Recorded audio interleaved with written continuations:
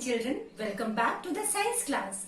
Before we begin with today's lesson, let's take a quick recap of whatever we have learned in our previous classes.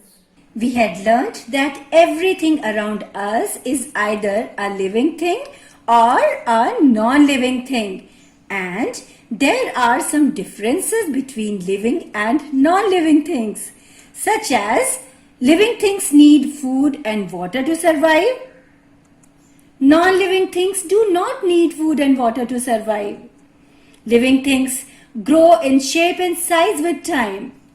Non-living things do not grow with time. Living things move on their own. Non-living things do not move on their own. They just change their position when somebody moves them. Living things breathe. Non-living things do not breathe. Living things have feelings. Non-living things do not feel anything. Today, we'll learn about some more differences between living things and non-living things. Children, tell me something about your family. Do you have elder or younger siblings at home? I'm sure all of you have a lovely set of parents. And some of you must be having grandparents, uncles, aunts and cousins also. But have you ever seen a pen's parents or a ball's babies? No, you haven't. But why? That is because only living things reproduce. Non-living things do not reproduce. Yes, children, living things reproduce young ones of their own kind. A plant reproduces a plant only. Human beings give birth to human beings. A dog gives birth to puppies, and all other animals also reproduce young ones of their own kind. Living things reproduce. Human beings give birth to their young ones directly. Animals either give birth to their young ones or lay eggs which eventually hatch and become babies. Plants produce seeds which germinate and grow into new plants. This process in which living things produce more of their own kinds is called reproduction. Non-living things do not reproduce. They cannot give birth to their young ones. Let's watch a video which will throw some more light on this point. Living things produce their young ones. A dog produces puppies and a cat produces kittens. Birds lay eggs and the young ones are hatched from them. Plants produce fruits which have seeds. These seeds give rise to new plants. Human beings also produce their offsprings. Non-living things do not produce their young ones. Non-living things are just made up of plastic, paper, metal, wood or some other material.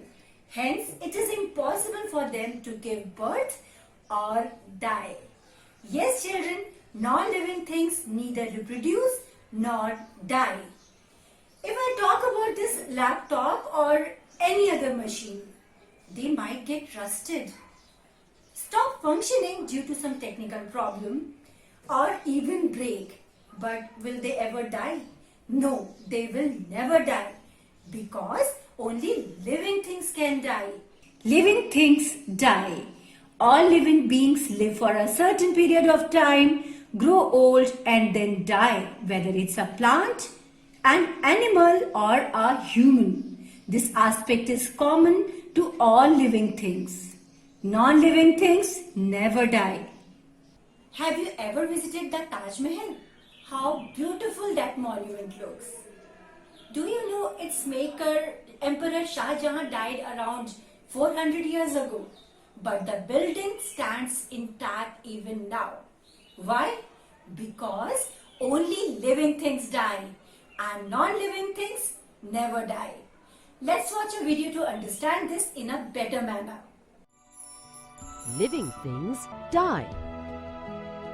Some creatures, like mosquitoes and flies, live for a few days. Some, like cats and dogs and horses, live for a few years. Animals, like elephants and tortoises, live for 60 to 100 years or more.